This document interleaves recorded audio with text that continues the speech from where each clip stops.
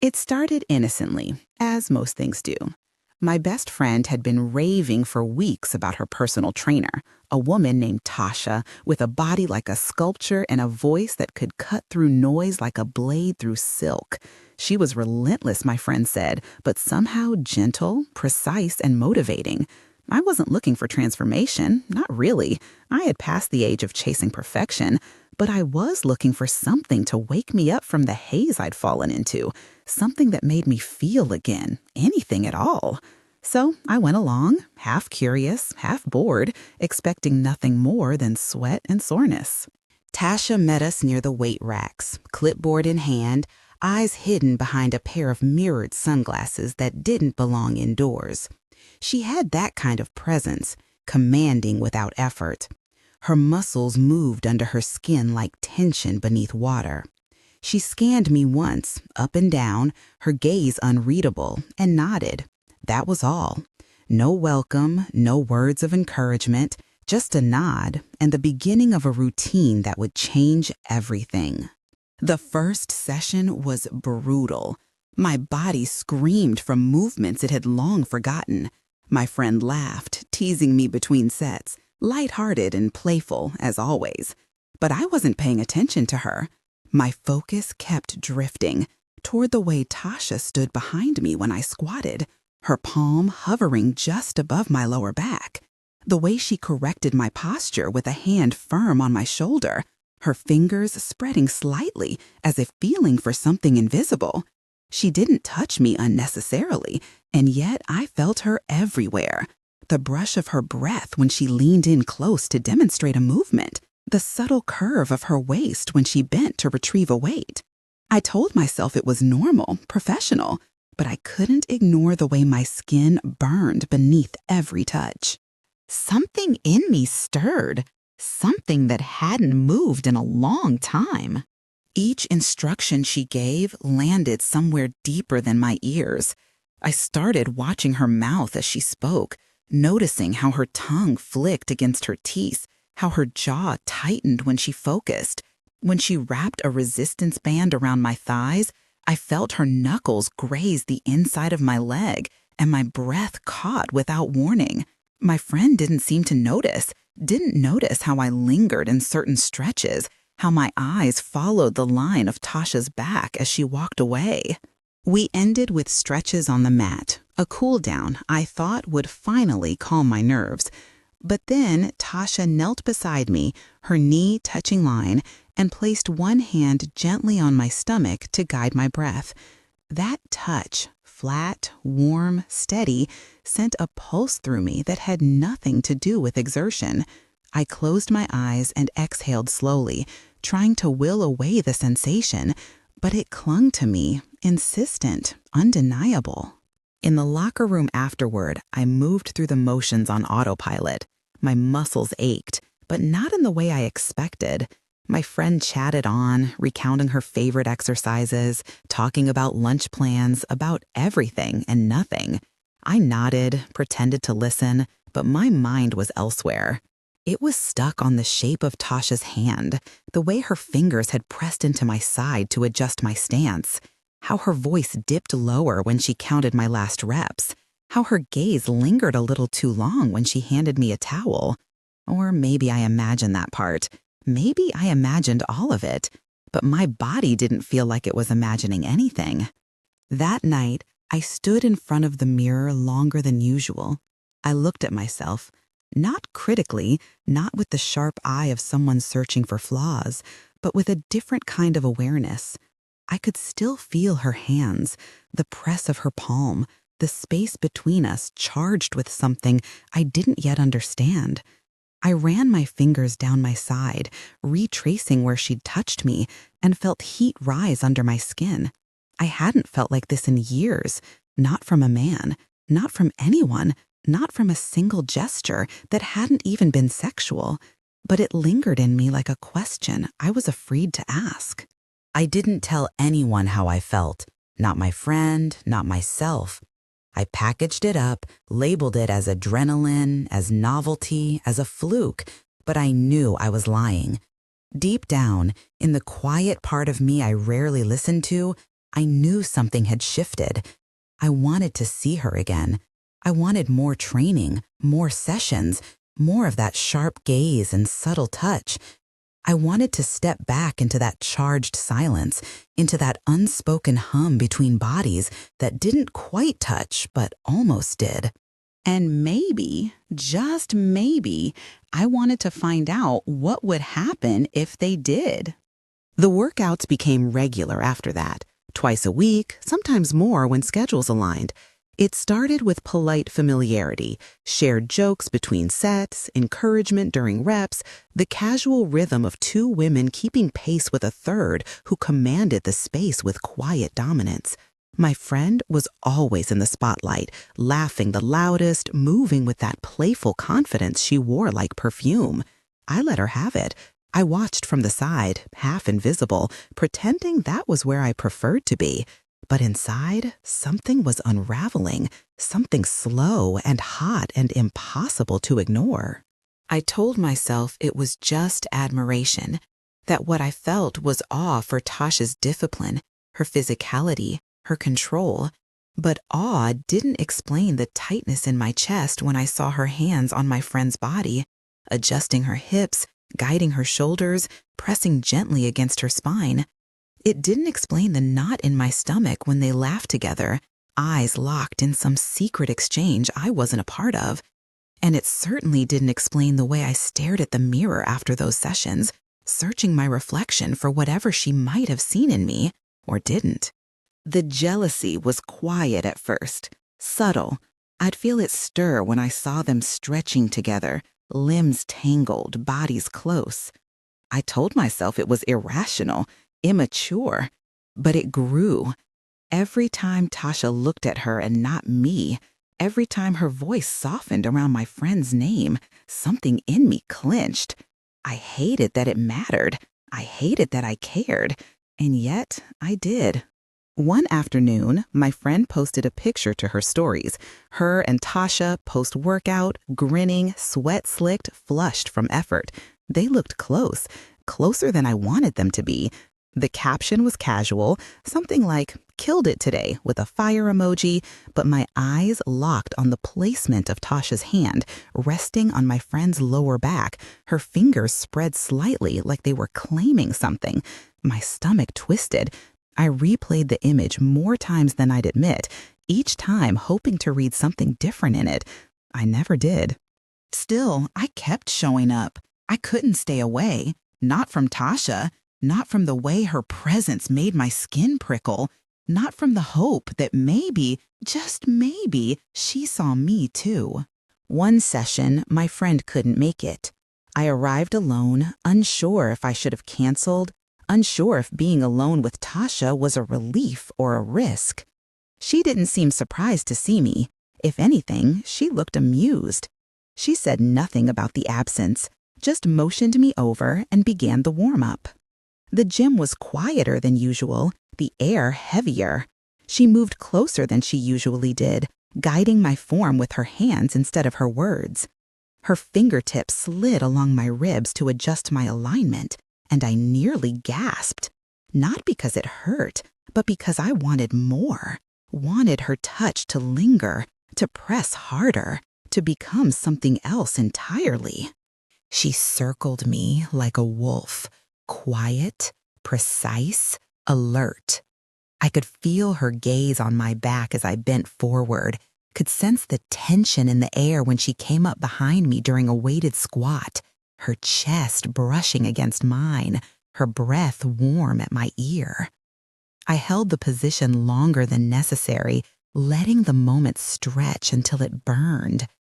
I didn't look at her. I didn't have to. The space between us throbbed with something unspeakable.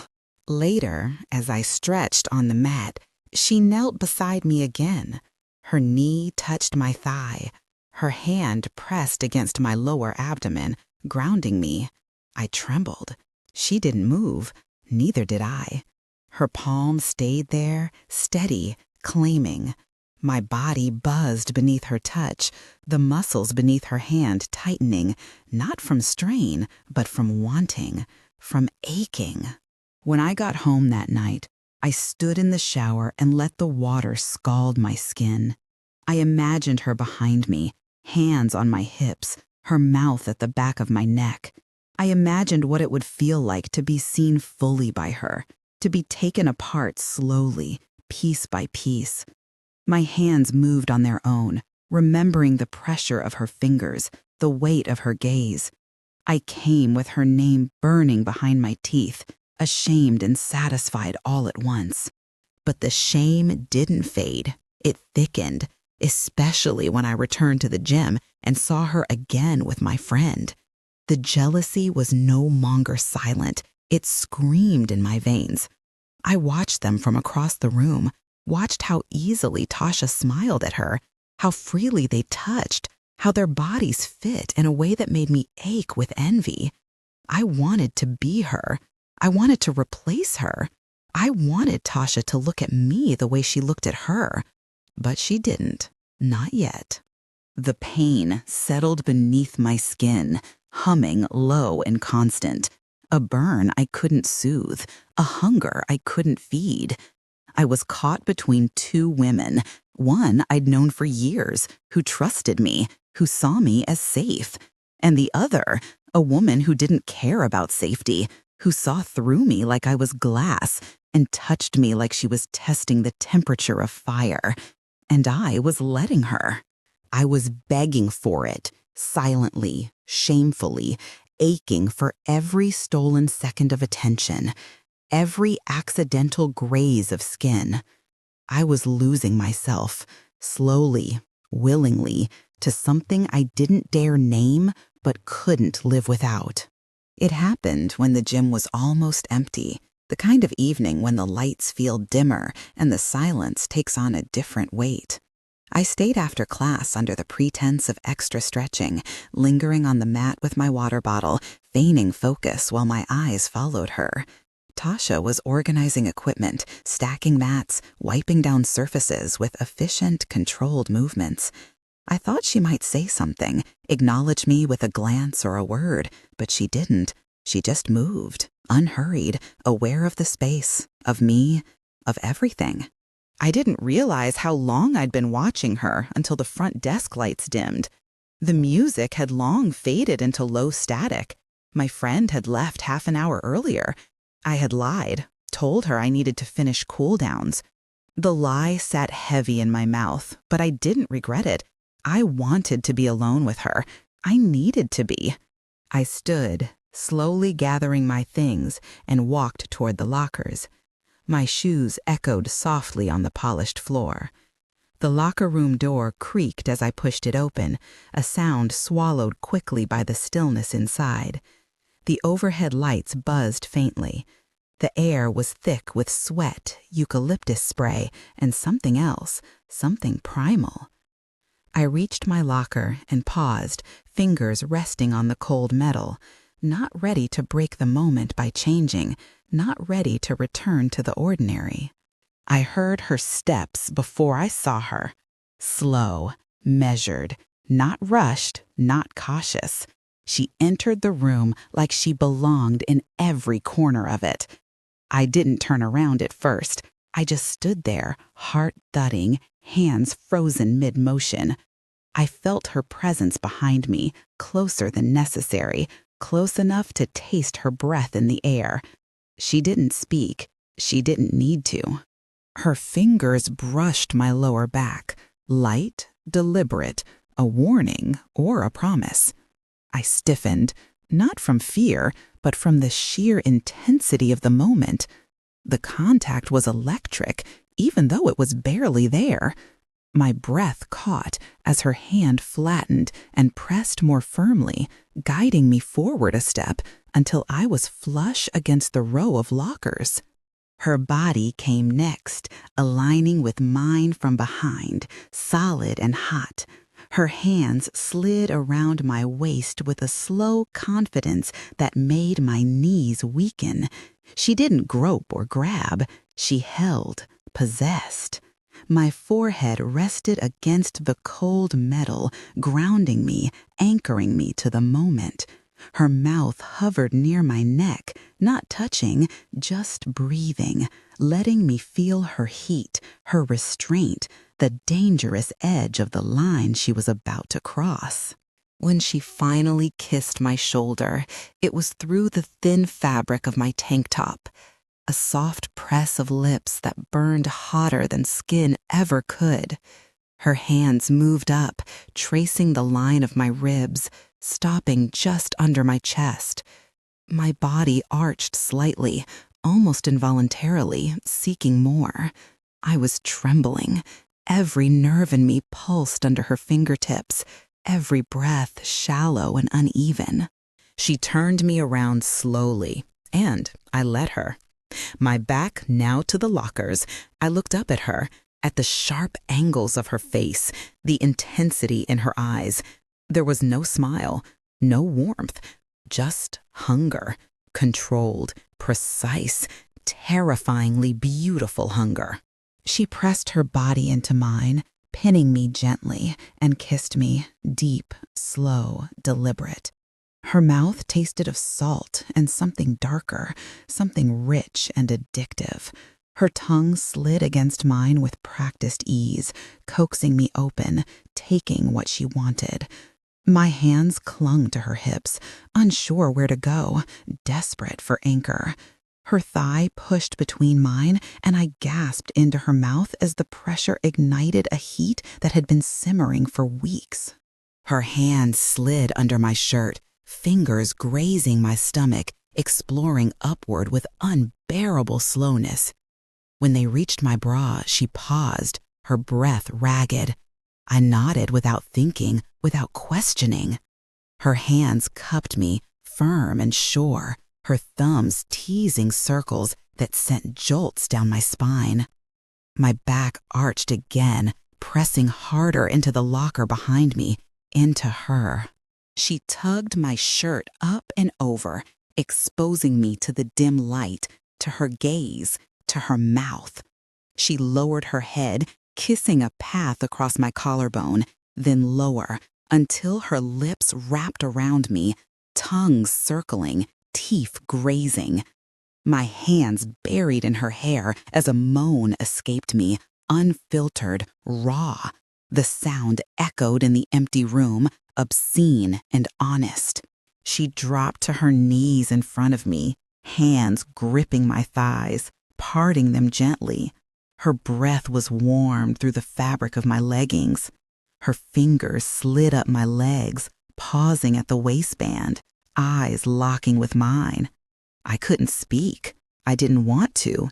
I just leaned my head back and let the cool metal chill my scalp as I surrendered. She peeled the leggings down slowly, reverently, exposing inch by inch. Her mouth followed her hands, lips brushing along the inside of my thighs, licking softly, marking me. I was shaking, my fingers gripping the edge of the locker so tightly they ached. When her tongue finally found me, I cried out, sharp, involuntary, desperate. She moved slowly, purposefully, with a skill that made my body forget everything else. Her hands pinned my hips as her mouth worked me open, tasting me, devouring me, making me come apart in waves I couldn't contain. My thighs trembled, my breath broke, my body betrayed every secret it had held. She didn't stop until I was spent, until my knees buckled and she caught me, held me up with strong arms and whispered breaths. She kissed my inner thigh, my hip bone, my stomach on the way up. When she rose, I was half collapsed against her, eyes closed, heart racing. She kissed me again, slower, softer this time, and then pulled my shirt back down, straightened my clothes like nothing had happened, like I wasn't still unraveling in her arms. She stepped back without a word, without a glance, and walked out of the locker room, leaving me there against the cold metal, breathing hard, my body still echoing with her touch. And in that silence, I realized I had given her something I couldn't take back. It shifted after that. Everything felt heavier, denser, like the air around us had thickened with secrets. I came to the gym pretending nothing had changed, acting like I was still just the tag-along friend in our shared training routine. But underneath, I pulsed with memory. I could still feel the cold locker pressed against my spine, the burn of her mouth, the ache that followed me into sleep. I wondered if she remembered too, if it stayed with her the way it stayed with me. But she gave me nothing. No glance, no pause, no deviation from her professional, impassive self. What she gave, instead, was attention. To my friend. That week, Tasha was all over her, helping with form, adjusting foot placement, laughing easily at her jokes. Their touches lingered in ways they hadn't before. Her hand on my friend's waist during lunges, her fingers brushing over her knee during floor exercises. My chest constricted each time I saw it, a cold, sour twist deep in my bet. My friend didn't seem to notice. Or maybe she did and liked it. I couldn't speak. I couldn't explain why watching them made my skin crawl, why my eyes locked onto their hands, their hips, the way they moved in sync. I began to wonder if I was losing my mind, if I had invented the entire thing. Maybe Tasha had only used me. Maybe that moment in the locker room meant nothing more than release to her. But if that were true, why did I catch her staring sometimes when my friend wasn't looking? Why did her eyes still slide over my body like she was remembering something she wasn't supposed to? Then came the night that shattered what little certainty I had left. It started with wine. My friend invited me over after a late session. She said Tasha might stop by too, just for a drink. I said yes because I didn't know how to say no. The wine flowed fast, the air humid from our bodies still cooling down. We lounged on the couch, legs tangled, sweat-slick hair pulled up, sports bras visible beneath tank tops. Tasha arrived later, already changed, smelling faintly of soap and her sharp perfume. She slipped into the space between us like she belonged there, like the room was hers all along. We laughed. We talked nonsense. I tried to focus on my glass, on the way the condensation slid down my fingers, but the tension in the room rose like steam.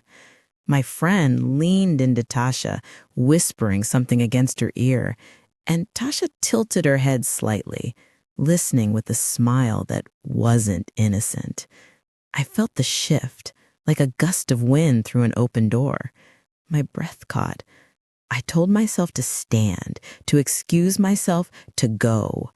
But my body stayed, frozen, watching. Tasha's hand slid over my friend's thigh, slow, measured. My friend laughed again, a little breathless, a little too loud. Then she turned toward me and reached for my hand, tugging me closer like it was all a game. Her skin was warm, her eyes glassy. She looked at me like she was daring me to understand. Then Tasha kissed her. It was casual at first, light, teasing, lips barely brushing. But then it deepened. My friend gasped softly and leaned in, fingers knotting in Tasha's shirt. I sat there, paralyzed, watching two women I knew become something else, something fused, something electric. And then they turned to me. My friend touched my face first. Her thumb traced my cheekbone, and then she leaned in, pressing her lips to mine, soft, curious, testing. Tasha watched with hooded eyes. Her hand still rested on my friend's thigh, but her gaze was all mine. I felt the heat rise in me like a tide, angry and desperate. I kissed back because I didn't know what else to do, because some part of me wanted to, because I was already too far gone to pretend. The night blurred after that. I don't remember who moved first or how we got to the bedroom. Clothes came off in pieces, shirts pulled over heads, shorts pushed down hips, fingers sliding under waistbands, mouths pressing into places that had only been imagined. There was sweat and breath and tangled hair. There were moans that filled the room like smoke. We were everywhere, on the floor, against the bed, half on the mattress and half off. There were moments when I didn't know who was touching me, whose tongue was between my legs, whose mouth was on my breast. Tasha was rougher with me than with her. She grabbed my hips harder, pulled my thighs wider, bit my shoulder when I cried out. My friend was softer, giggling between kisses, her hands feather-light but insistent. They worked together, like they'd done this before, like this had always been the plan. I realized, somewhere between pulses of pleasure and bursts of confusion, that I had lost control. I wasn't part of this. I was being pulled along by it. At some point, I looked up and saw them kissing again, deeply, passionately, as if I wasn't even there. I watched as Tasha slipped 2 fingers into her and made her arch and tremble, her back bowing beautifully. I felt like an intruder in a scene that had never been meant for me. I was used. I was wanted.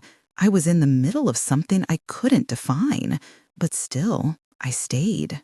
And I came again and again, not because I felt loved or even desired, but because my body was being played like an instrument, expertly, ruthlessly. Tasha knew how to make me break. My friend knew how to pick up the pieces and kiss them back into place. They devoured me until I had nothing left. When it was over, the silence was suffocating. I lay between them, skin damp, legs tangled in sheets, heart hollow. No one spoke. My friend curled into Tasha's side, their bodies fitting together like puzzle pieces. I turned onto my side, facing the wall, the taste of sweat and guilt thick on my tongue. I felt Tasha's fingers graze my back once, briefly, like an afterthought. Then nothing. The room smelled of sex and betrayal. I didn't sleep. I didn't move. I just lay there, eyes open, listening to their breathing sink in the dark, wondering what I had become. I didn't sleep that night. I couldn't.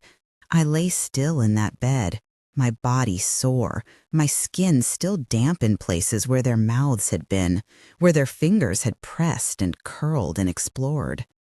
The room was quiet now, cloaked in the heavy silence that comes after something unnameable. The kind of silence that sticks to your ribs, that crawls inside your chest and sits there, pressing down on everything soft. I faced the wall, the sheets clinging to the curve of my hip, my breathing shallow, as if afraid to wake the thing we had created just hours before. Behind me, their bodies shifted in a slow, sleepy rhythm. I heard the exhale of breath against skin, a low murmur that might have been a dream or a name. I knew they were touching. I could feel the weight of it in the air, the subtle sounds of skin against skin, the warmth of limbs tangled in possession. I didn't turn to look. I didn't want confirmation of what I already knew, that they had each other, that I had been something else, a body, a spark, a toy to pass between them. I stared at the wall for what felt like hours, trying to convince myself that it hadn't meant what I thought it did, that I hadn't let myself fall into something dangerous and irreversible. My thoughts ran in circles, replaying flashes from earlier. My friend's laughter as Tasha kissed her neck. The way Tasha had held me down, kissed me like she was silencing something. The way I'd responded to both of them, shameless and hungry, betraying my own discomfort in exchange for closeness. I let it happen. I let them in. But I didn't know what I was left with now. Eventually, I slipped out of the bed, careful not to wake them, though I knew they wouldn't notice. I stood in the bathroom under the dim overhead light, looking at myself in the mirror. My reflection didn't look different. No cuts, no bruises. But I felt hollow, like something had been scooped out of me without warning. My hair was tangled, my lips swollen. There was a faint red mark on my chest, Tasha's mouth. My friend's nail had scratched down my thigh. I touched the mark, traced it slowly, watching myself in the mirror like I was trying to find a version of me that still made sense. The silence behind the bathroom door gnawed at me. I wanted to walk out, to leave, to disappear. But I didn't. I wrapped myself in a robe I found on the door hook and wandered into the kitchen. The air was cooler there, unaffected. I stood barefoot on the tile, staring at the fridge without seeing it, my arms crossed tightly over my chest. I wasn't sure if I was cold or just trying to hold myself together. The clock ticked. Minutes dragged. I made tea, though I didn't drink it. I sat on the counter and stared out the window into the blackness of the street, the stillness of the neighborhood, the glow of distant windows where other lives were being lived more simply. I thought about what it would be like to never come back, to vanish into a new city, a new name, a version of me that never stepped into that locker room, never followed desire into ruin. By the time I returned to the bedroom, the first light of morning had begun to sneak through the curtains, pale gray, indifferent. Tasha was turned on her side, one arm draped across my friend's waist, her face buried against her back. They looked peaceful, familiar, like something that had already existed before I was invited in. Or maybe I hadn't been invited. Maybe I had simply forced my way into their orbit, hoping I could be more than a distraction. I lay down slowly, careful not to disturb them, but the mattress dipped slightly under my weight. Tasha stirred, but didn't open her eyes. She shifted her arm slightly, and for a second I thought she might reach for me, but she didn't. Her hand settled back on my friend, her fingers tightening just enough to make my chest ache. I closed my eyes, but sleep wouldn't come. I could feel them beside me, warm, real, intertwined, and I felt more alone than I had in years. The next few days passed in a haze. My phone vibrated with messages I didn't answer. My friends sent hearts, gifts, casual invitations that felt suddenly sharp. I saw them once at the gym, the two of them huddled near the free weights, laughing, looking up at each other with a kind of ease that twisted my stomach. I stood at the front, pretending to check in, watching their bodies move in sync, the casual touch of hand on elbow, the shared water bottle, the glances. I wasn't a part of it anymore. Maybe I never really had been. What haunted me wasn't what they'd done to me, but what I'd let myself become in that room. I hadn't stood up for myself. I hadn't asked questions. I had wanted so badly to be desired, to be chosen, that I had let myself become a shadow in their story, something fleeting, replaceable, forgettable. But I didn't forget. I was the one who hadn't slept. I was the one who stayed awake while they curled into each other like nothing had cracked open. I was the one who now watched from a distance, remembering every sound, every touch, every second that had passed in that dark room and left me wide-eyed and raw. They slept, but I never would again. It took me weeks to return, not to the gym, not to the apartment, but to myself. I drifted through days like a body that had forgotten its shape. Everything around me dulled, the world filtered through a thick, gray film. My limbs moved, my mouth spoke, but none of it felt rooted. I answered texts with vague emojis. I ignored calls, deleted group invites.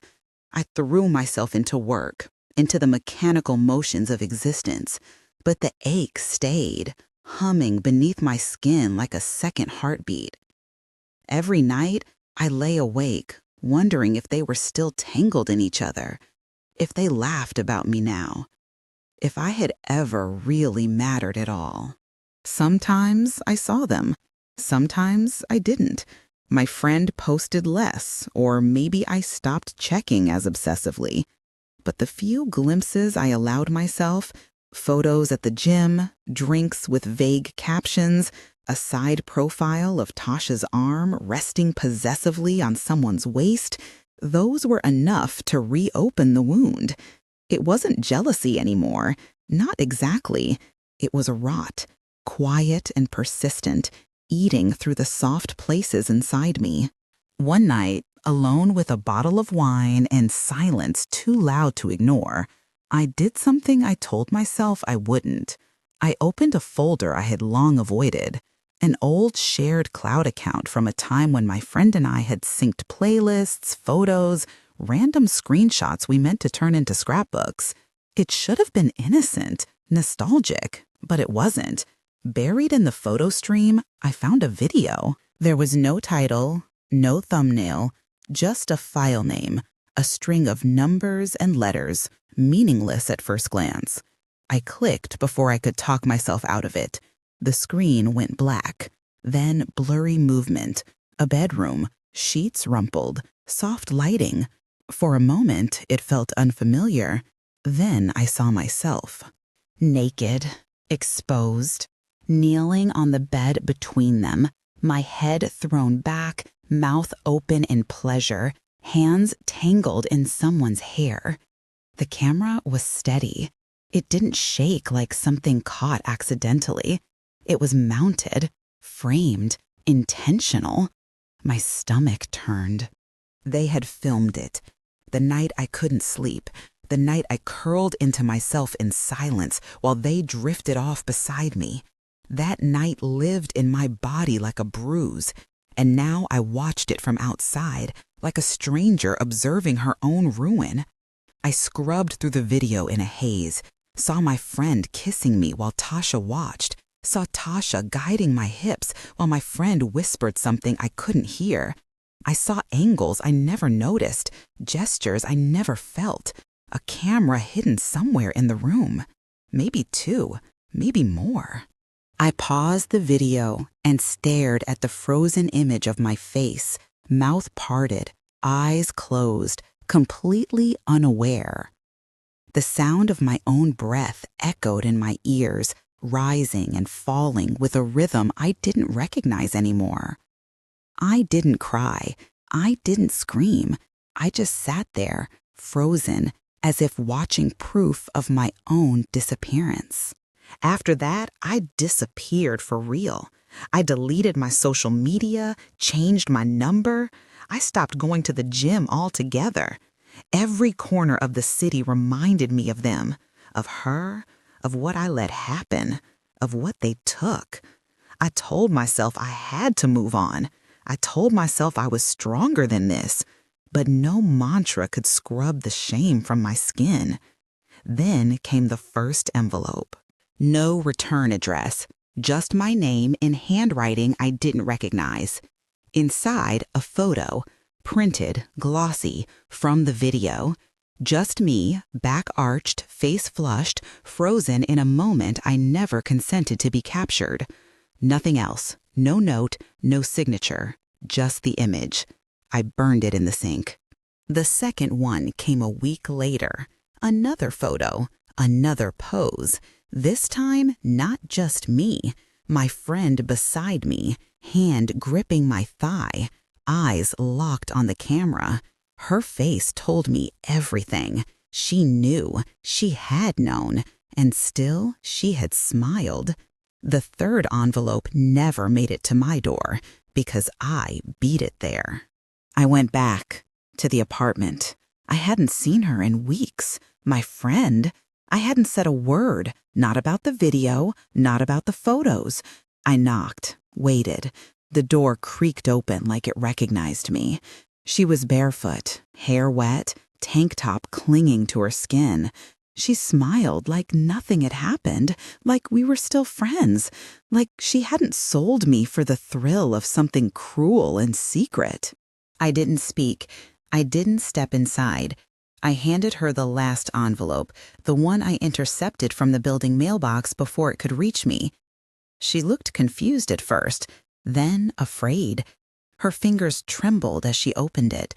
Another photo. This time it was her, alone, caught mid-laugh. The timestamp in the corner marked it clearly. 2 nights ago. She looked up at me, mouth open, words forming but never landing. I turned and walked away. I didn't wait to see her reaction. I didn't care if she cried. Later, at home, I stared at the original video file again. This time, I didn't close it. I watched the whole thing. Then I made copies, dozens, stored them in hidden folders, cloud backups, USB drives tucked into forgotten corners. I wasn't sure what I'd do with them. Maybe nothing, maybe everything, but I wouldn't let them own it anymore. They thought they had control, thought they had filmed the end of something, but all they'd done was record the beginning of what I would become, something colder, something patient, something that never slept.